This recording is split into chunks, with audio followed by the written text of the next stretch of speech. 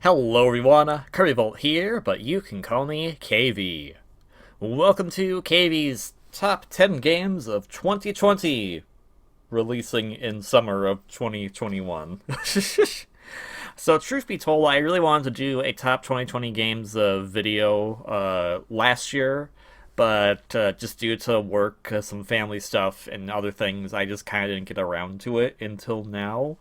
So that's why it's coming out now. I initially really wanted to do this once both the LPs I had been working on previously, which were at this point in time Dragon Quest and Pokemon White 2, had finished.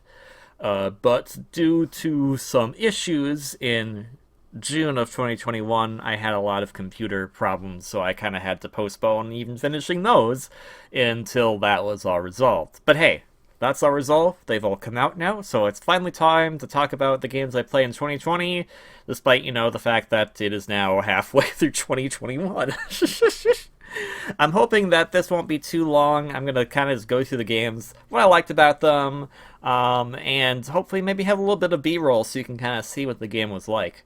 I am hoping, though, that because I'm releasing this so late compared to, like, when most people do, like, their top 10 or whatever top games of the year videos usually at the end of the year, that this actually gives people a chance to kind of look at these games a bit more, gives them a bit more limelight, and hopefully they might be at discounts. I don't know for sure. You'll notice that I have a bias for what I played on as far as my main system of choice in 2020, but that's just kind of how it is. So, without further ado, let's get into my top 10 games of the year 2020. Number 10, Pikmin 3 Deluxe. So, you'll notice this is that I have put a few games on this list that technically count as re-releases or remasters. I typically don't like doing that because it's kind of like, well, the original game's still out there, so why don't you go play that? But I feel like I'm okay in this particular case because not a lot of people owned a Wii U, and Pikmin 3 was like one of the best games on that system. And now it's available on the Nintendo Switch, so please go play it. It is literally the best Pikmin game. If you're not familiar with it, Pikmin is a game where you're essentially kind of a real-time strategy with a little bit more involvement or a bit more quirks to it. You play as different captains that utilize these cute little plant creatures called Pikmin in order to pull off tasks, whether it be combat, resource gathering, or even making more Pikmin. It's not stupid, but it's a super fun and kind of addictive game once you start going. And it is still like one of the prettiest games that the Nintendo first party has ever made. It's just breathtaking to look at, even on the Switch. It just has a lot of charm to it. Like, it's got a lot of good music as well, and I honestly like the main game is there, and it's still super good. If you haven't played it, the main game starts you with these captains that get stranded on a planet. And in order to survive, they have to use the Pikmin and also find specific resources on that planet in order to kind of eventually leave, but also carry out the mission, which is to bring food back to their home planet. And I like this approach because, if you're not familiar, there were two Pikmin games on the GameCube. The first Pikmin game was extremely linear and was very time restrictive. You had essentially 30 play sessions to do the entire game if you wanted to get everything. And that was a bit limiting. Pikmin 2 resolved that problem by having no time limit, but it made its own problem by now introducing these dungeon things that were honestly just more of a pain in the butt than they needed to be. Pikmin 3, I feel, is a nice blend of those. Maybe a bit more heavy on the Pikmin 1 side, but it's still a nice blend. There is a time limit, but it's a time limit that you kind of self-impose on yourself depending on what resources you're getting and how fast you're doing things. It's honestly just a lot of fun, and it does feel pretty low-key casual. It doesn't feel as dire as the first two, so it kind of gives you some time to breathe and explore. The one, like, new feature to the deluxe version of the game on Switch is that the entire campaign, the entire story mode, is now co-op. It was only single player on the Wii U version. So now you can do this co-op mode with another person, which is great because there was extra missions in the original game that you could do co-op. So it was nice for them to take that feature and pretty much expand it to the entirety of the game, not just for that one specific section. The only downside to that is that in the story mode, co-op can sometimes get a little weird. Like, if there's a cutscene, the game will just go, oh, I think you're the main player, you get all the Pikmin, regardless of how many Pikmin you had at that point. So it does lead to some kind of weird situations where, like, one person has nothing to do, because if you have no Pikmin, you can't really do much.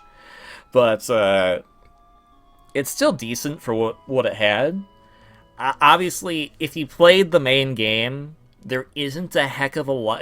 If you played the game back on the Wii U, there isn't a heck of a lot more than what was on the original game. They do have this new mode called Side Stories, and they're essentially kind of these more bite-sized challenges that you can do co-op, obviously. And they're nice. They kind of add some extra flavor to the story. They kind of add more of like the origin of how parts of the story play out and how parts of the epilogue play out. But they're not as in-depth as the main game. So they're a nice thing to have. There's some nice extra content there. But other than that, everything from the main game, including the DLC, mind you, is in Pikmin 3 Deluxe. So if you played all of that in the original Wii U game and you don't want to get it again, I understand. But if you've never played it before, highly, highly recommend.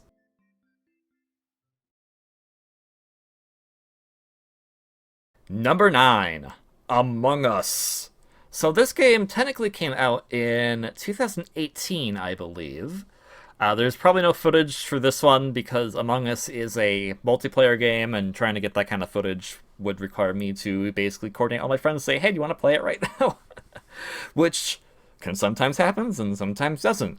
It's honestly was a great surprise hit during the bad times of 2020, and that was kind of the cool thing about it, is that it was essentially this game that has existed for a while, but it just became this massive hit with the people who have been streaming it and the people who've been showing off to their friends.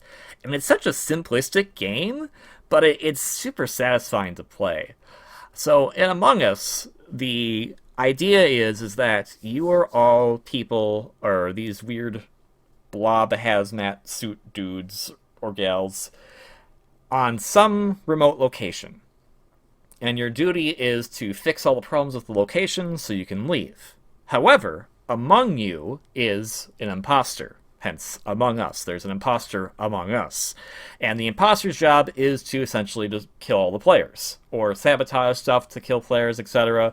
It's kind of this interesting mind game of how to do stuff. It's similar to, I guess, the game called Werewolf. I don't know much about Werewolf. I do know the game Mafia, but I don't know that one in the grander context of a full-fledged game like this. Among Us, what you essentially do is that you either be randomly picked to be the imposter or the crew. There's fewer imposters than there are crewmates, so the imposter's job is to basically fake that they're doing stuff and try to pin the blame on deaths to other people. When a body is discovered, you'll have a meeting to kind of discuss, okay, who do we think did it? There's obviously obvious tells if someone did it if you saw them, but then they can kind of play around against you and say, hey, no, I think you did this. It becomes kind of this more mind game of words against your fellow player. So it is actually really fun, but it can sometimes be a little silly depending on who you're playing with. Of course, being a multiplayer game, you do need quite a few people to play. This isn't like you can just do 2 people. You definitely need at least 5 or more. I believe an update came out in 2021 that actually allows you to play to 15 people now, which is pretty cool. That does worry me a bit that like they're doing all these crazy good updates now, and I'm happy for them because these devs deserve like the amount of support they're getting. I just hope that doesn't mean that this is going to become like the fad game and then it just kind of stops. But I hope that it continues to go on. It's a very fun game. It's very fun to play with others, and it's honestly been quite the perfect game for just if you want to hang out with friends online and play a game. It's been great for that. The one thing I should mention is on the crew side is you do have these tasks you have to do, and they can range from different things from swipe these wires to the correct port, push a button, or sometimes just wait for something to happen. And those can vary on what's kind of fun and what isn't. I think some updates have happened again recently that have kind of made changes or new innovations to that to make the task not as mundane. But that also kind of then plays into like how you work as the imposter, because if you're the imposter, you want to know how these tasks work so you can kind of try to fake it so that you can actually get away with being a treacherous lech. Is that okay to say? I don't know. But either way, it's a fun game. If you have friends, play it. I believe it's free on majority of systems, excluding mobile. But there are ways to pay the devs through some small cosmetics they have. And they're very cheap. So honestly, while it is free, I would honestly recommend buying it and showing the devs your support. Number 8, Kirby Fighters 2. Yay, a new Kirby game! Again, it's a side Kirby game, kind of similar to what we had the previous year of Super Kirby Clash, but hey, it's a fun one. It's not free to play unlike Super Kirby Clash, but it's definitely better than that one, I would say. Not to say Super Kirby Clash is bad, but you know, that was a free to play game, and you can imagine the trappings that that kind of game has. Kirby Fighters 2 is basically a much greater expansion on the original Kirby Fighters Deluxe for Nintendo 3DS. It gives more abilities, brings in some actual different characters to play as, such as DDD, Bandana Waddle Dee, Magalar for some reason, Gooey, as well as introduce a new ability to the Kirby series, the Wrestler ability, which is kind of basically what I think Suplex is going to be replaced with. I don't think the Suplex ability is going to stick around in the Kirby series for much longer, because it's honestly not that good of an ability.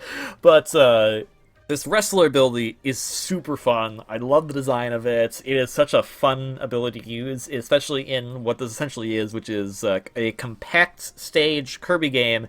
It plays like a traditional Kirby game, but obviously the focus is on beating up enemies, or in this case, beating up other Kirbys. There's a lot of Kirby games where like to pit Kirbys against each other for some reason. You ever notice that? Weird. Now, the original Kirby Fighters was basically, it was just, you could play multiplayer, or you could just do kind of an arcade-like mode. And that's still here in Kirby Fighters 2. Still kind of a more arcade-like mode, where you just kind of go against a few levels to see how you do, change the difficulty up. And obviously there's a versus mode, an online one now too, take it or leave it for how good it could be, as well as something completely new, which is a semi-story mode.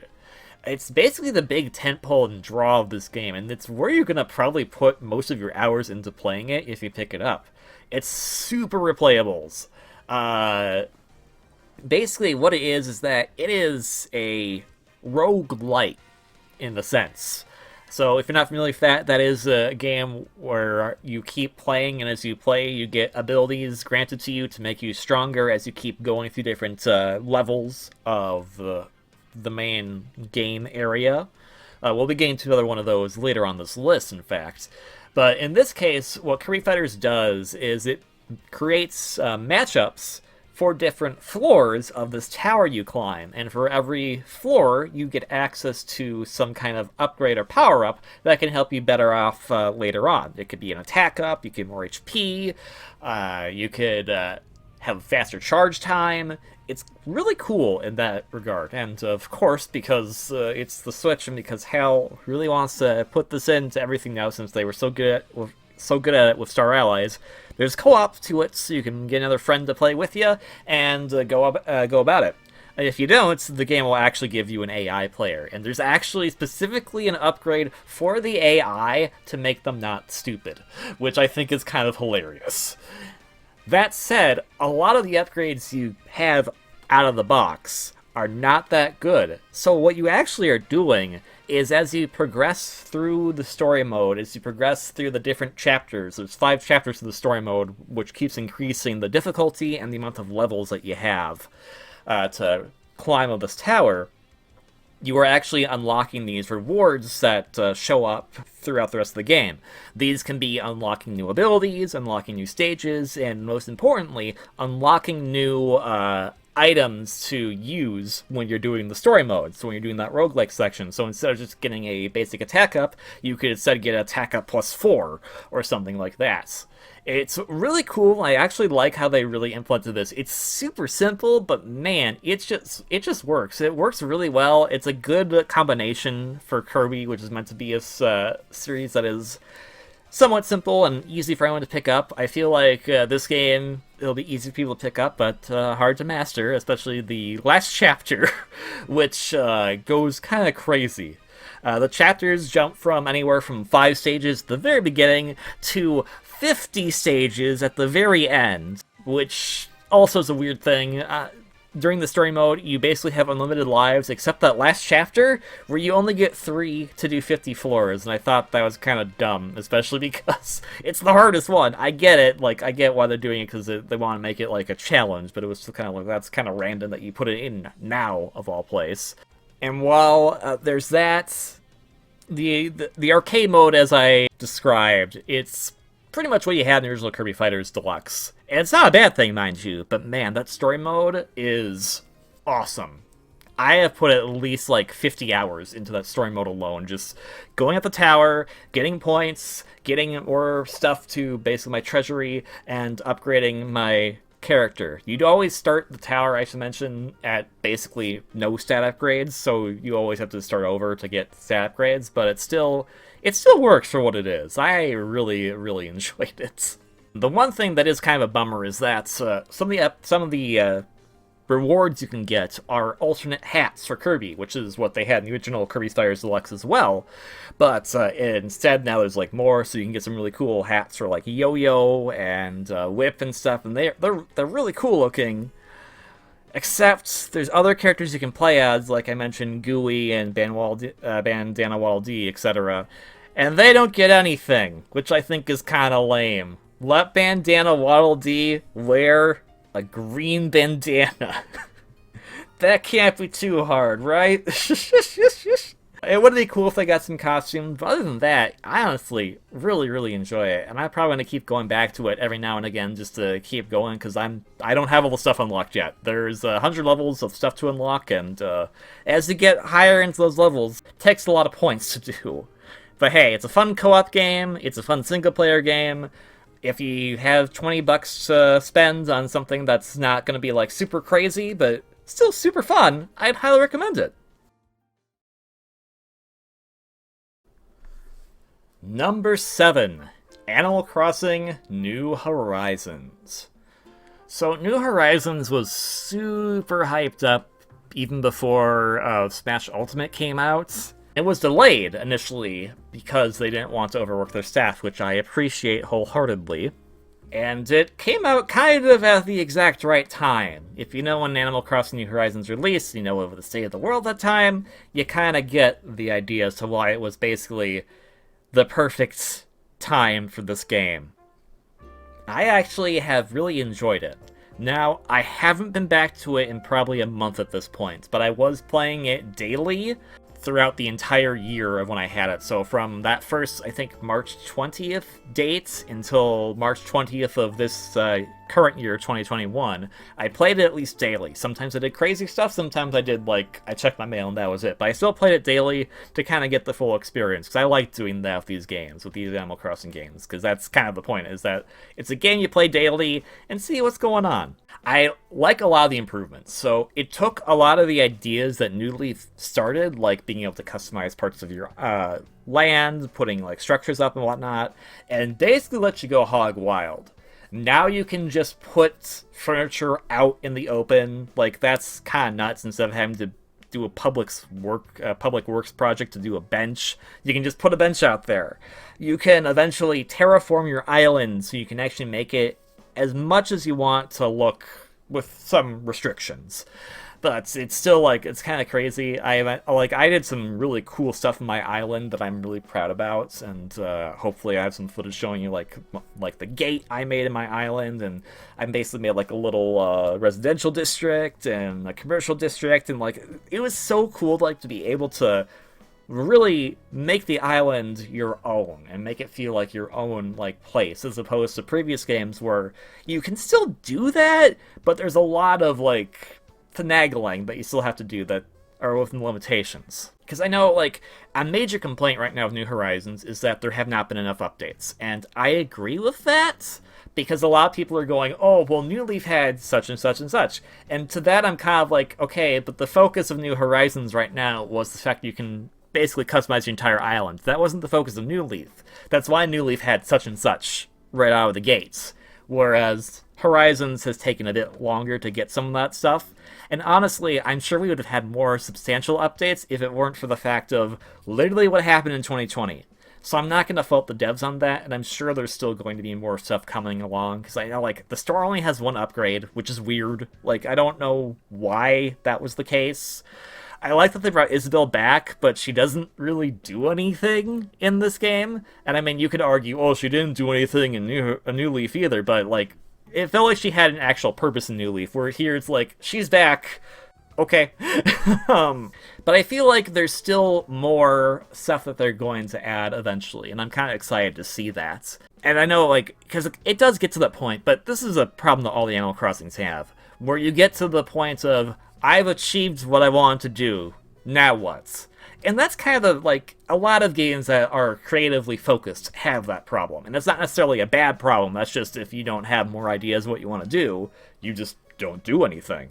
Which is also unfortunate because the intro to this particular Animal Crossing is probably the most engaging out of all of the games so far. It actually gives you like really good incremental goals to work toward that eventually brings you to when you can start terraforming the island. And that's, honestly, that's really cool. I really liked how they did that, and it felt nice and gradual. I know some people maybe didn't like that because they wanted to get to the crazy stuff right away, but I kind of like this approach because it does kind of like give you the sense of, well, no, you should come back every day, and you should like you should get the routine of it. It's not a game that you're supposed to put on for like 10 hours and play. It's a game you're supposed to put on for like an hour at most. Do some stuff and stop playing. And I think that they really got the hang of it with this one. I wish like you could expand the island, I wish there were more house customizations, but I feel like there's still some of that going to come down the pipeline, because I mean, there's still a lot of like crazy detail in this game. Like, they've updated a lot of the furniture sets, and they actually have added on new pieces to furniture sets within this new year. So like, there was an Easter set last year that you got through various means. I know that's going to bring out some horror stories for people, but you know, I like that event. But now there's some new items that you can get for it that you can add on to it. So I'm like, that's kind of neat that, like, it's not just a one and done thing. And I know, like, my favorite detail was at New Year's, the way they do New Year's in New Horizons is so good. They essentially have, like, 5 different songs that play throughout the hour before it counts down to New Year's. And it's, like, it's super cool. Like, that was a really cool detail that they didn't need to do, but they did. So I think that's what people really should be thinking more about, is, like, looking for, there's cool details that they did, but you might be ignoring them because it's not appealing to everything that you wanted it yet. But I feel like, give it another year or so, and it's going to be the best Animal Crossing game ever made. And in my opinion, it is right now. So, there you have that. If you haven't picked up New Horizons, highly recommend picking it up, especially now, because now there's going to be a lot more in the game than there was initially at launch. Number 6, Trials of Mana. So this is actually a surprise pick. I saw a few of my old friends who were streaming this game, and I was like, huh, this looks unique. It looks kind of cute. It looks like it's up my alley. It was an RPG that looked pretty basic, but still really fun.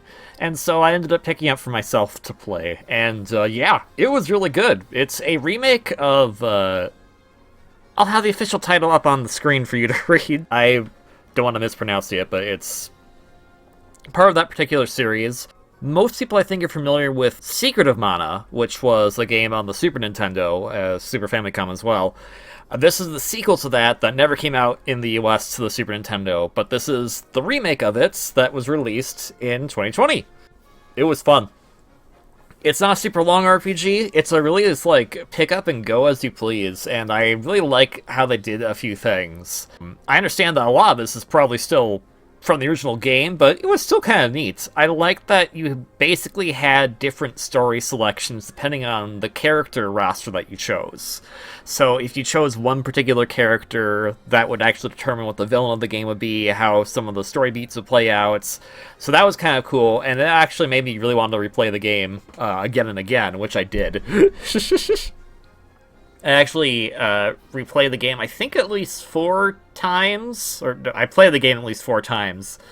I don't think I got very far on that 4th playthrough, but it was really enjoyable, and that kind of shows, like, it's not super long. If it's an RPG, you always think RPGs, oh, it's so daunting, but it was really fun, and I really enjoyed quite a bit of it. The music in it is super good, and I know it's basically just music remade from the original game, but the team that was responsible for doing the remake OST, really top-notch, and I think they really caught the spirit of the original tracks, because I actually went back to listen to some of the original tracks later on, and I thought they were actually really good.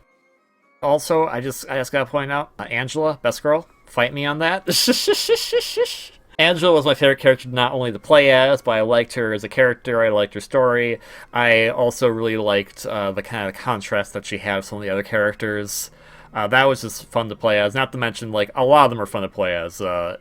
Reese is really fun to play as. I think I played as Hawkeye for a little bit. He was alright.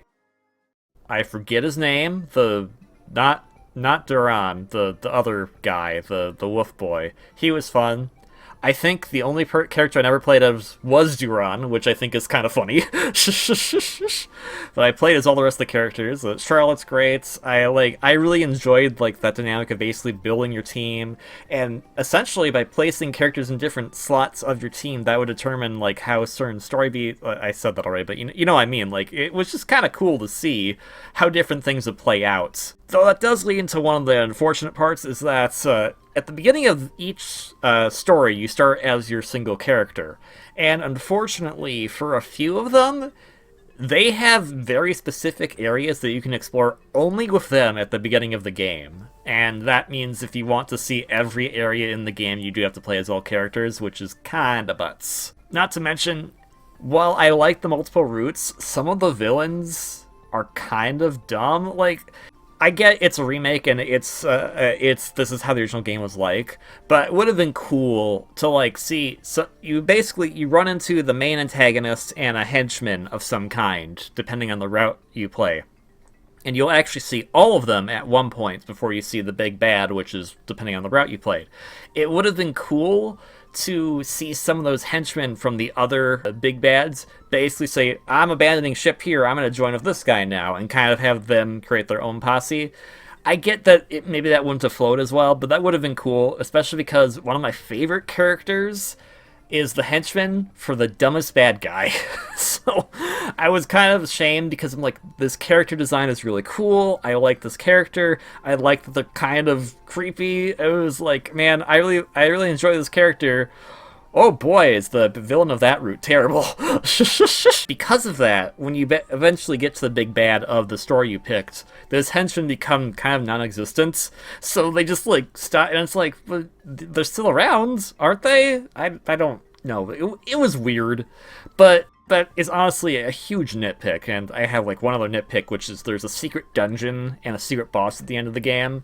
The secret dungeon is long, but I don't remember having much like cool stuff in it other than this is how you basically level your characters up to max, and that's nice and all, but it was kind of pointless, and the secret boss is also kind of pointless. Good challenges, but they didn't really give you anything for doing them. It was just like, you did it, good job. But again, that's a nitpick. Overall, I really enjoyed the game. I really enjoyed all the characters, even the ones I didn't meet for that long, because the nice thing about the game, too, is that you actually do get to see all of the characters, at least at some point, during the story, depending on the party you picked. And I think that was a really cool touch. Like, there's a lot of cool things in this that, honestly, hear that the other mana games are good, but I really liked this concept of the multiple characters with crisscrossing stories, and I really wish that that could be revisited at some point. Particularly in this gameplay style, because I actually really like this gameplay style. I know a lot of people are probably going to say that one game that came out a few years back, the Octopath game, that one, because I feel like that's probably up the same alley with the multiple characters crisscrossing stories. Maybe I'm wrong on that. I haven't played it. I don't really care to play it, but if there was like Trials of Mana 2, I'd play it for sure. Like, I would be so invested into playing that. I obviously know that that's probably not going to happen. I know there was a Legend of Mana remaster released recently. But hey, you know, I really liked how they did this remake, and I hope that this particular game gets a lot more love, because it is just a super fun time.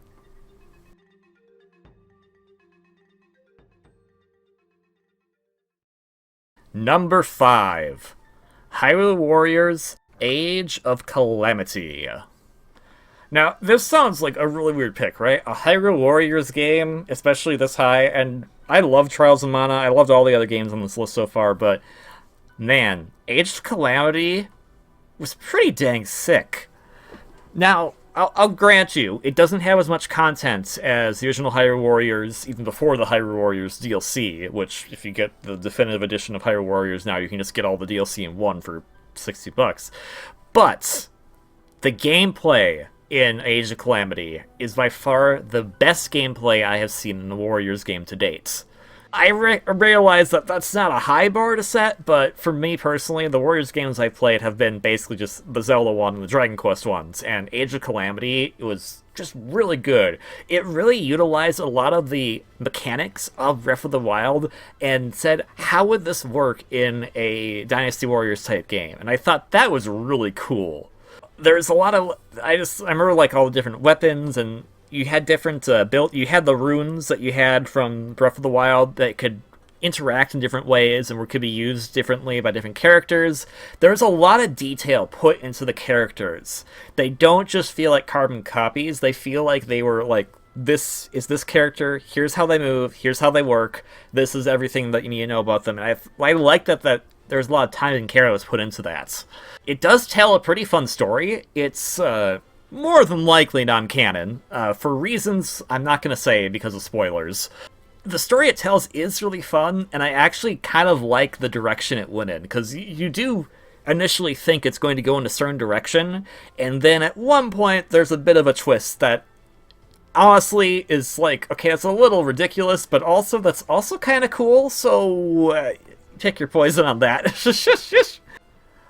Like I said, all the characters, the weapon types, they're super fun to play. Like, it's hard. Unlike the first Hyrule Warriors, where I would definitely gravitate towards certain characters to play as, this one, I feel like all the characters are good. It's hard to pick a favorite character.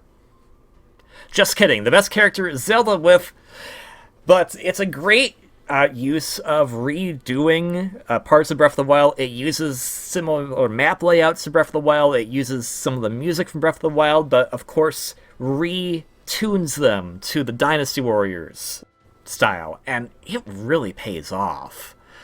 Not to mention, there's these sections where you get to play as the Divine Beasts, and that's awesome because, in all honesty, we didn't know what these Divine Beasts could do in Breath of the Wild. All we knew is that they could fire lasers, and that was about it. And, well, this game may or may not be canon. I do like the idea that we got to see a better glimpse into what these Divine Beasts could do, and that we got to be able to pilot them. We got to be able to play as the champions themselves and pilot them. I know one of my biggest, gripes, not necessarily gripe, but, thing that kept me somber because of the story in Breath of the Wild, is that the champions were dead. Age of Calamity, since it's taking place in the past, they're still alive, and you get to play as them, and I'm so happy we get to play as the champions. Would I like to be able to play them in a traditional Zelda game? Yes. But this is a good substitute for that for now. Which is a lot of fun. I know, I kind of ramble, but we're getting, we're in the top 5 now. These are the games that, wowed me a lot. The top 10 lists, it's still the best of the games I played all year, but top 5, this is where it's holy cow, this is amazing. That said, I will say the plot, while it's still cool, as I kind of alluded to, there's some parts where like does go off the rails, and it's neat, but you can tell that like the mandate was stick to Breath of the Wild, nothing else.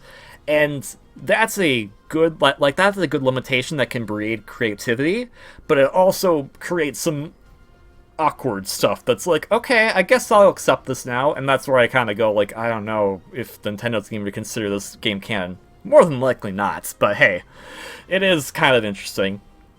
The other unfortunate thing is that, while I mentioned how the characters are super unique, not allow them get different weapon types. And that may not be a big bummer to most people, because honestly, other weapon types sometimes just make other characters seem kind of redundant.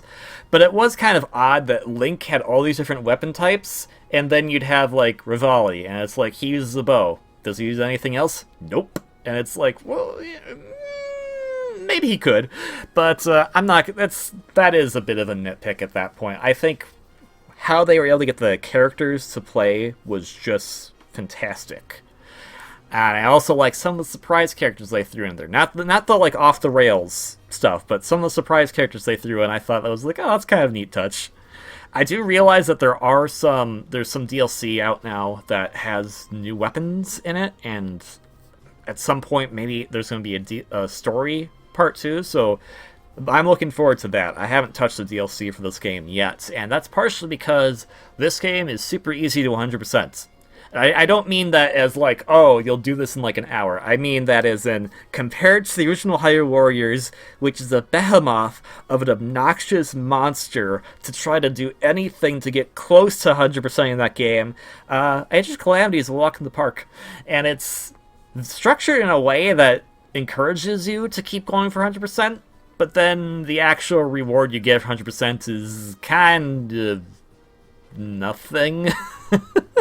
So it's kind of like, cool, I did this. What does this accomplish? Absolutely nothing. Oh, okay.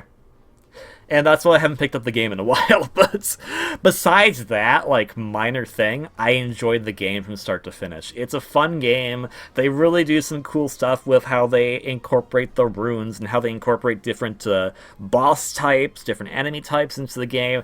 They really looked through Breath of the Wild with a fine comb and said, hey, what can we do to make this interesting for a Warrior-style game? And honestly, it feels more like a Zelda game than a Warriors game, if that makes sense.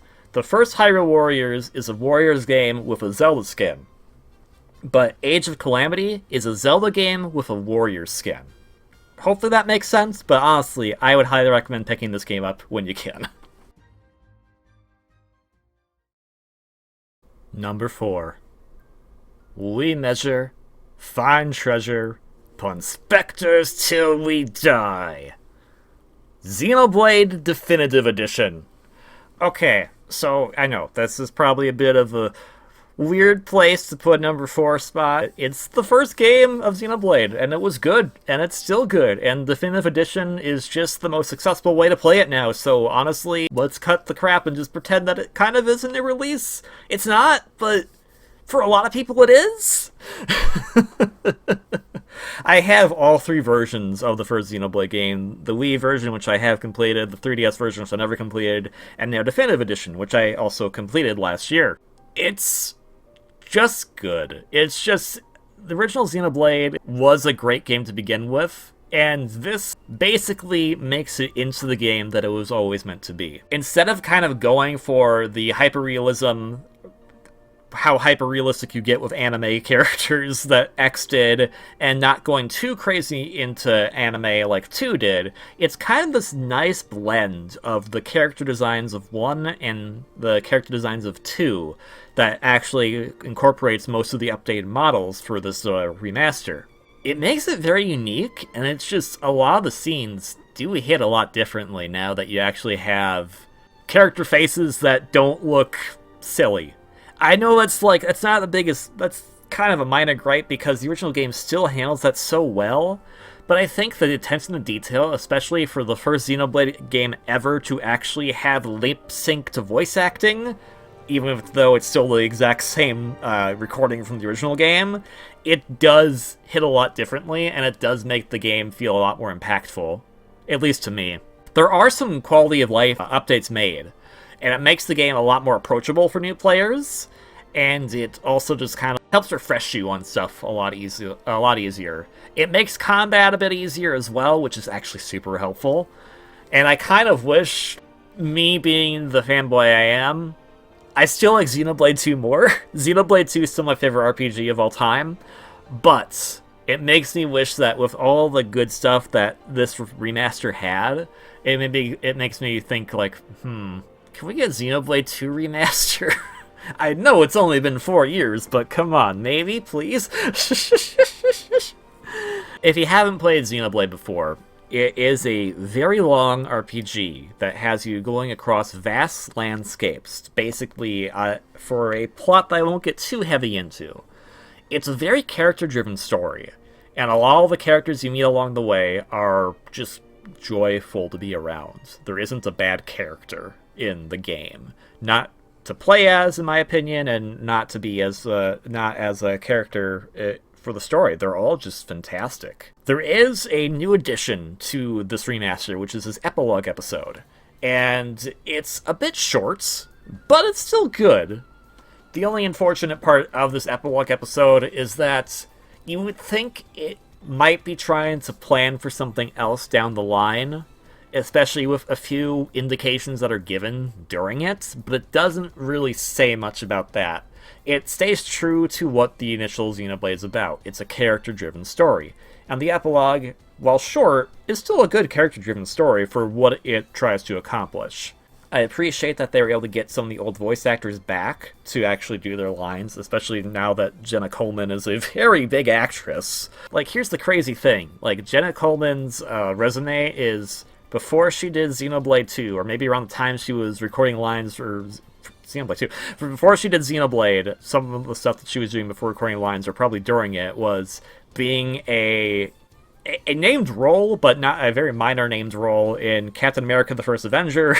Right after Xenoblade came out into the West, she became a main character on the Doctor Who program, and now she's in a lot of other programs, and I think a few films as well. So, like, that's kind of crazy, and the fact that she came back to voice Melia, her character, was honestly a treat. I loved hearing her and Adam Howden again as Melia and Shulk, and that was just a treat for that particular epilogue. The epilogue doesn't really tie in, like, it ties in story-wise to the main game, but it doesn't tie in, like, gameplay-wise. It's kind of its own separate thing, which is why you can select it from the very beginning of the game without having to play the full game.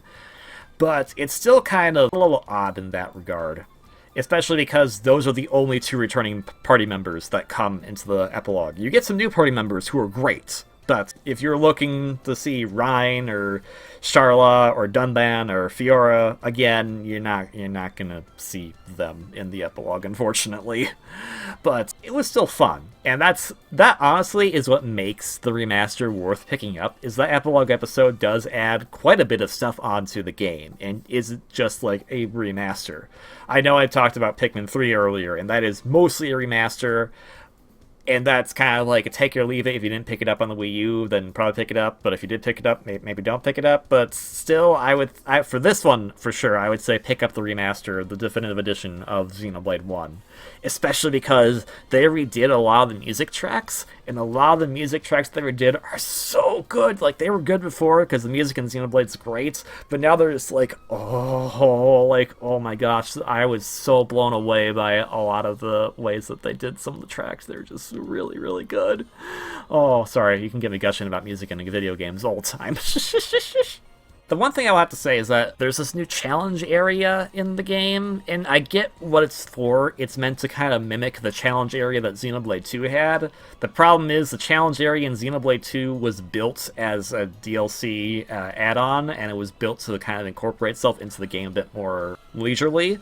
This challenge area in Definitive Edition is kind of weird. It doesn't really have anything worthwhile to do in it. It's just kind of like, okay, I guess this is here. I'm not going to do it right now. Bye. And while it is a good remaster and a lot of stuff has been updated, there's still some points where you can really tell that it's basically the original game with a new coat of paint. It's minor, but you can definitely tell, like, when you see the new character model and you see a background, some of the backgrounds have been updated, some of them haven't been as updated, so you can kind of see a bit of a dissonance between what was focused on to update and what wasn't. Honestly, it's not that big of a deal, but it was kind of a weird thing for me to notice, especially since they had just come from Xenoblade 2. I realized that having to redo literally the entire game would be not worth it, or at least not for the timing that they had, so what they did is fine. It was just a little weird, that's all. And the other thing is, again, as I mentioned, because of the original dialogue, it's the original dialogue for the first game. The epilogue's completely new dialogue, but the original dialogue, the original English script, is the exact same as it was as the original game, which includes some awkward line takes and some awkward pauses and stuff. And yes, the lip flaps match them now, so that looks good, but it still is odd.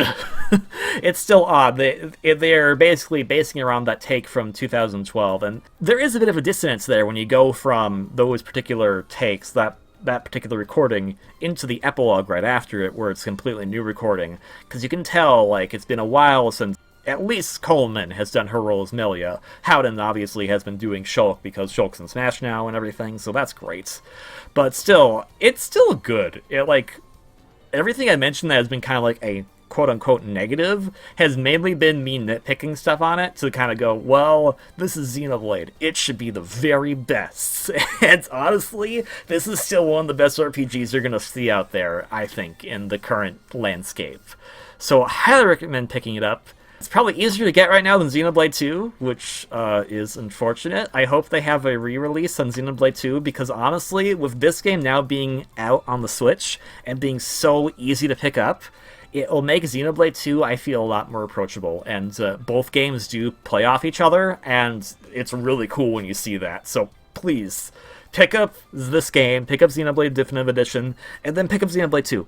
I realize that I'm asking you to probably give away, 1,000 hours of your life, because these are very long games, but they're very worthwhile, in my opinion. So, Xenoblade Definitive Edition, fantastic addition to the 2020 game lineup.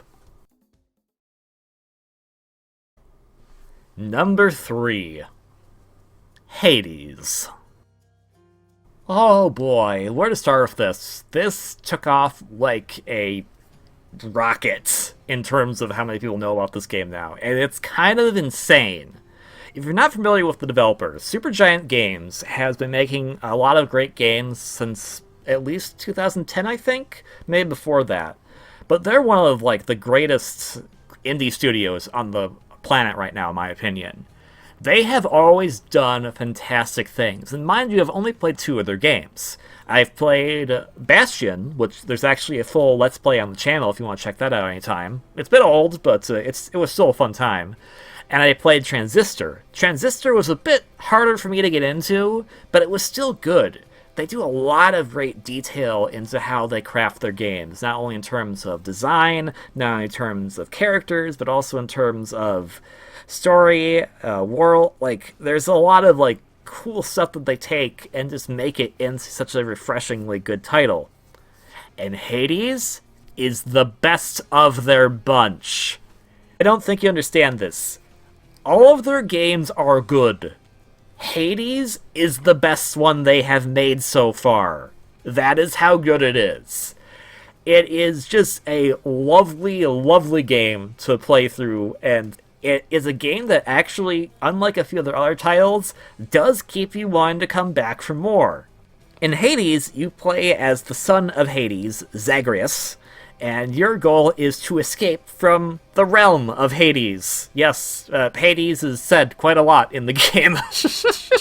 It is a roguelite game where you are advancing from floor to floor to eventually escape out of an impenetrable lair. It's honestly probably one of the best roguelites ever made. I'm not like... The roguelike genre is not one I go to that often, but if you had to put me down from another one and say, play this one is better than Hades, it would be hard for me to agree that it's better than Hades. It was just, so Hades has a lot of cool stuff in it. Like, the combat is smooth. It's not complicated. It's just your own reflexes against enemies. It's how you react to things. It's how you're able to utilize the abilities that you can upgrade as you're going through. Because there's so many different upgrades you can get, you can basically keep playing the game over and over. It's like you lose a run, who cares? Go and upgrade stuff, keep going. You just keep pounding at the pavement as you keep going. It is very addictive. There's certain things you can get that actually upgrade your house and your bedroom and other parts of the house. Like, there's a lounge area. Like, there's part that, like, sometimes I'm just like, okay, I'm gonna go on a run, and do I want to get to the top? No, I just want to get X amount of this because I want to use it to upgrade this, and that's kind of how you play it, and it just becomes really, really fun. Now, the music is always important for me in games, and I'll have to say that this is probably like the one peg down for it, and it's not that it's bad, it just doesn't engage me as much as other game music does. It's perfectly serviceable, it serves the atmosphere fine, and it actually does play well to when you're in combat. But a lot of the music, I'm just kind of like, oh yeah, that's from Hades. It's good. That is honestly a nitpick because that's a personal taste. For me, that's nothing against the game. There are some side quests you can do, but they're kind of cryptic. I like solving them because they're essentially puzzles to figure out, but unfortunately that means having to do a lot of mindless combat to try to see if you can figure out how this puzzle works, which can be a little frustrating at times. Additionally, if you beat the game becomes harder, and this isn't a bad thing. However, it can be kind of a double-edged sword. Now, the game becomes harder because you make it harder. In making it harder, you're basically able to get more of the resources that you want to pick up. Well, at the exchange of now enemies are going to be much more pain in the butts. Or you could just keep going at it on the easiest route, but it's not going to be as fulfilling, you're not going to get as many good stuff, and it'll probably be kind of boring. So it's kind of up in the air on how that mechanic plays. But I don't think it's a bad mechanic either. A lot of these, like, I write down negatives for the games just so I don't feel like I'm just like, oh my gosh, this is the best game ever. But a lot of the negatives on this particular one are just kind of like, yeah, it's a negative from me, but here's a positive spin to it. And because it's a roguelike, you will often get some pretty bad choices for progression. Like, let's say you want more health, but it gives you, like, more money, or vice versa. It's not necessarily that it's a bad thing that you don't get the choice that you want, but it can be devastating and can sometimes make or break a run. But that's kind of part of the game. That is just how the game works, and if you're okay with that, you're going to enjoy it. I especially love that the characterization in the game is so good. There's actually a pretty cool story that's being told, but the only way it's told is through dialogue, through the characters, and also this narrator, which our main character can break the fourth wall and talk to the narrator, which I find super hilarious. But a lot of the dialogue is super witty. You get to meet all different gods of the pantheon of Olympus. Probably not all of them, but it's still a good chunk of them that they put into the game. And all of them interact with Zagreus differently. They make different banter, they make jokes, or sometimes they're too stoic about it. Talking with Hades, the dad of Zagreus, is also sometimes interesting. There's other characters you can interact with around in the home base. There's just a lot of fun stuff to do. And it's hard to explain. Like, it's just, if you're probably hopefully seeing gameplay footage of it right now. If this doesn't make any sense to you, go play it. This is like, I may have been suggesting before that you go buy these games. Now I am demanding play Hades. It's good. I promise you, it's very good. Will I do a Let's Play of it someday? Maybe. If I get around to, all the other Let's Plays I have in the back of my docket, but I'm not getting around to because I'm recording videos like this. Hades is really good, though, so please, give it a try. Go for it. It's available on literally everything, so, yeah, no reason not to play this game. It is not only Supergiant's best, but probably one of the best games released in 2020, which may seem odd, and I'm like, wait, there's two more above it? Yes, there are. Number 2. Shantae and the Seven Sirens.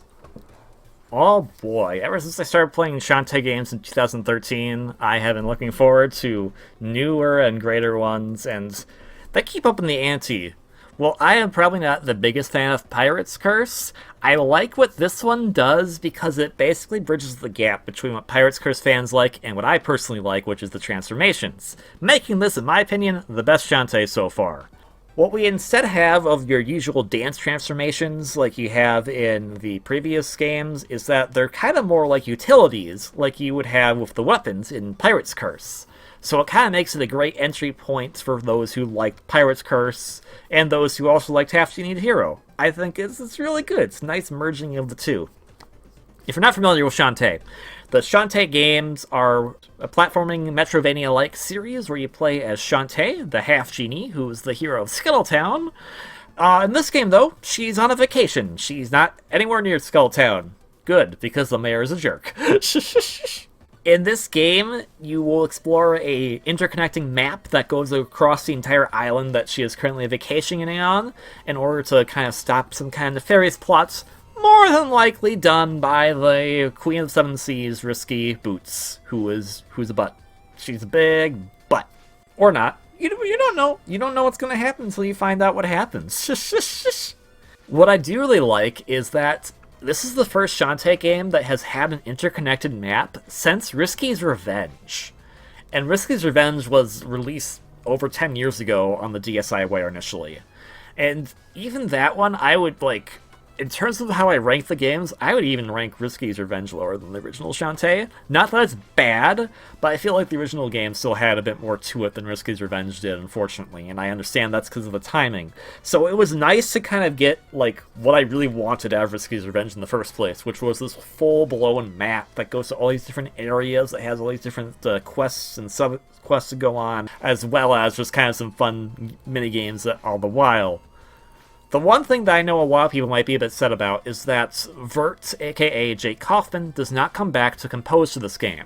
They got some new talent in for this particular game, for the soundtrack, and there's a reason why that happened, but honestly, the new composers knock it out of the park in my opinion. They bring this nice kind of blend of a modern retro style to the music. All the tracks they have feel just right for where they're played. And a lot of them are just like super groovy to listen to. It's not the music didn't get worse because Vert wasn't here. The music is still fantastic. Is it the level of caliber as Half Genie Hero? Probably not, but that's also because Half Genie Hero is a Kickstarter game and they could throw a lot of money at it, where this is apparently Apple gave WayForward money to make this game, because originally it was going to be Apple Arcade, and it was kind of, sort of, and then it became for everything. So it's on everything now. I played it on the Switch, because that's where I prefer to play my Shantae games. I also love, like, there's a lot of great humor and dialogue between characters, which is really at the peak in this game. It's not too blunt and kind of overly fan-servicey like Pirate's Curse is. It is not too direct like some of Half Genie Hero could be. It's still very witty and it's still very funny without having to go too crazy in a direction. It still makes the mark, in my opinion. And I am actually really happy about that, because that's just one thing I never liked about Pirate's Curse, is how, like, overly fan-servicey that game got. And I get it.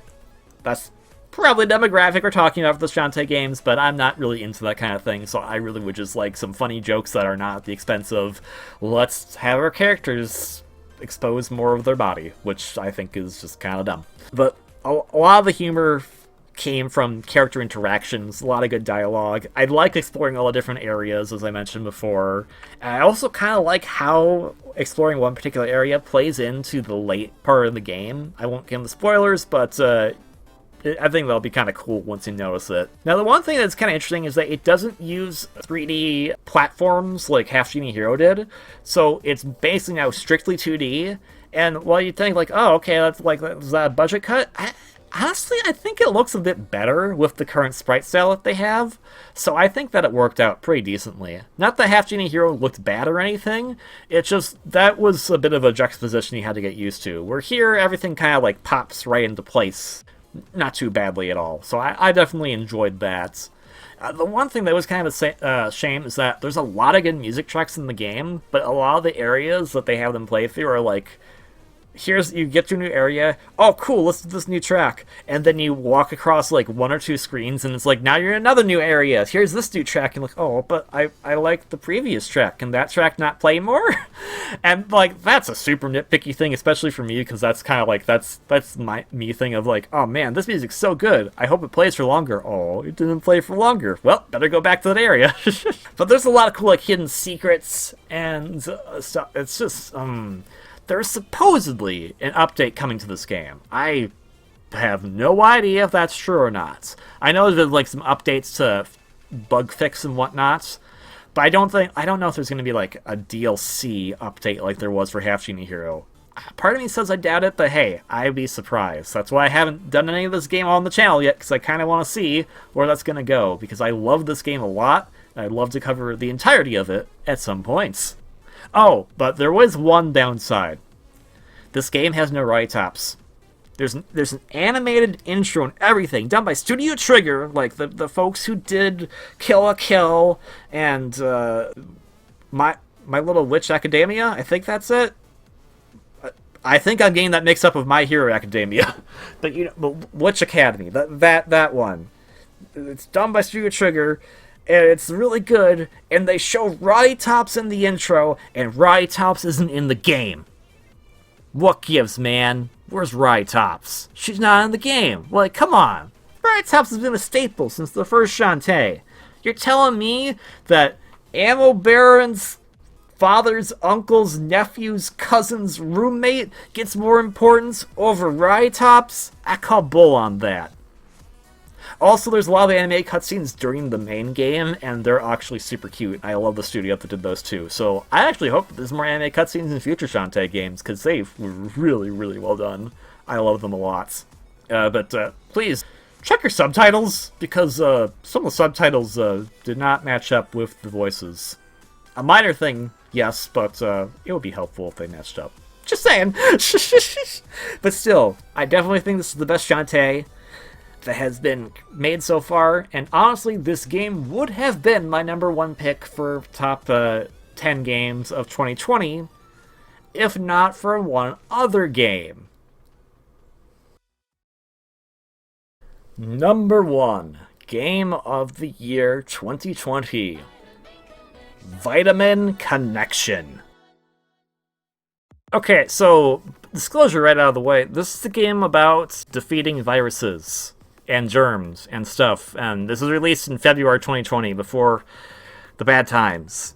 But hey, you can still kind of roleplay with it that you're hopefully getting rid of the crap that exists around the world right now. Still, this game is adorable, it's addictive, it's super fun to play, there's lots of fun little characters you meet in it, I love the aesthetic of it, I love the direction of it, I love, like, pretty much everything about this game. So you know what? Here we go. Let's get the negatives out of the way right now.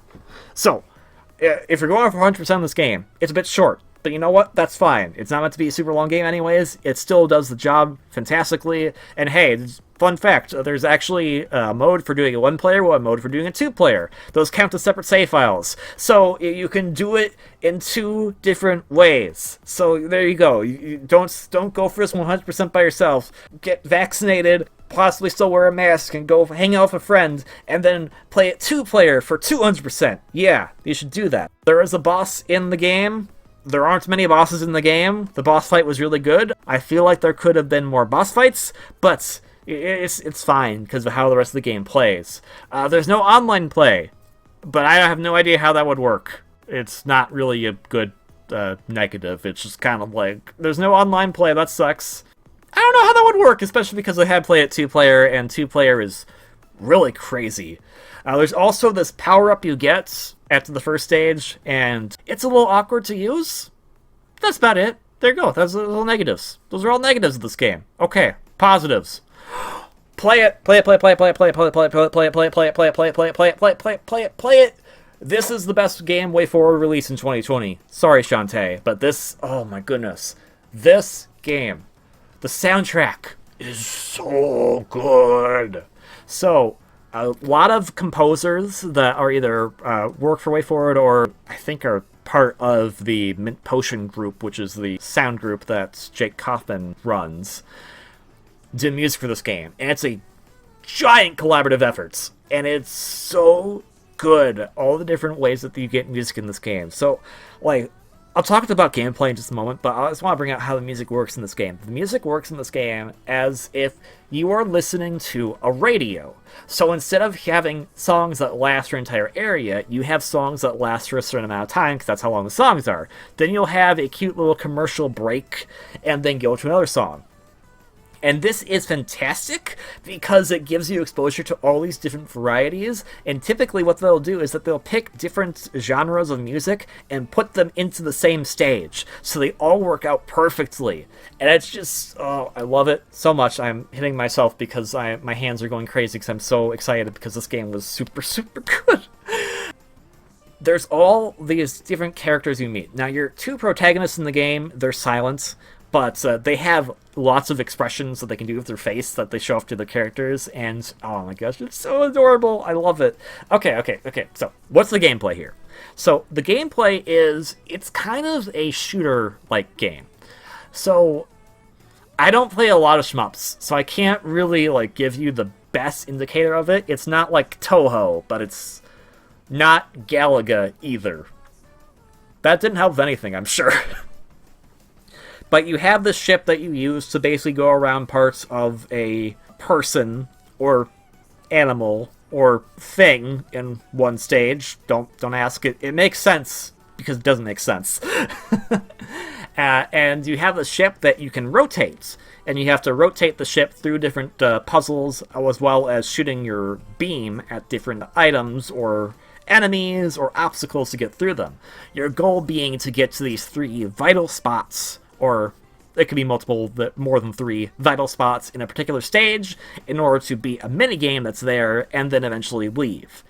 It's a really cool, fun concept that gives stages, basically, they can play up to sometimes like 40 minutes to finish a stage, but the game's nice about it. Like, there's still save points that happen during it, so you don't have to do the entire stage in one sitting. But it's really fun, and like the music, like the soundtrack is so good. I'm sorry, I'm beyond that for a while, but like the soundtrack really is what kind of keeps you going through the game a lot. And I want to meet all the composers for this game and tell them I love all of you because you guys did this soundtrack so dang good. And what's interesting is that this game was made to be 2-player. So I played it mostly single player because of obvious reasons of when I played it, because I didn't play it till May of 2020.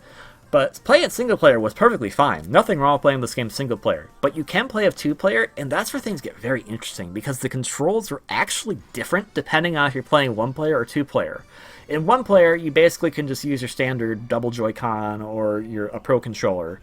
But in 2-player, you basically have to give one person half a Joy-Con and they have the other half. And what makes this interesting is that they use the gyroscope to actually be used to how you turn the ship, because if you look at their ship, it looks like a Joy-Con. That was the whole idea of it.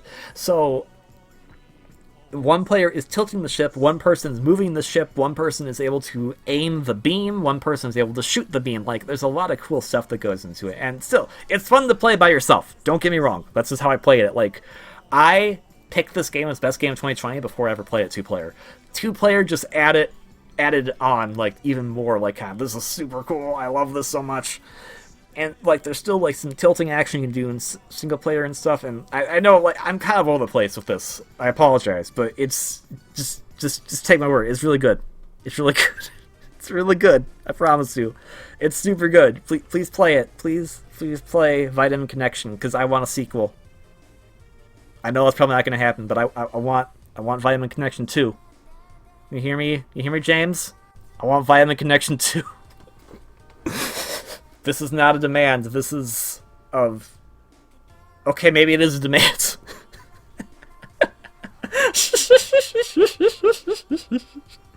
So, when you're in the game and you get to the certain vital points, this is where you play mini-games. And the mini-games are also super interesting. Like, you have ones where it's an obstacle course that you have to get through.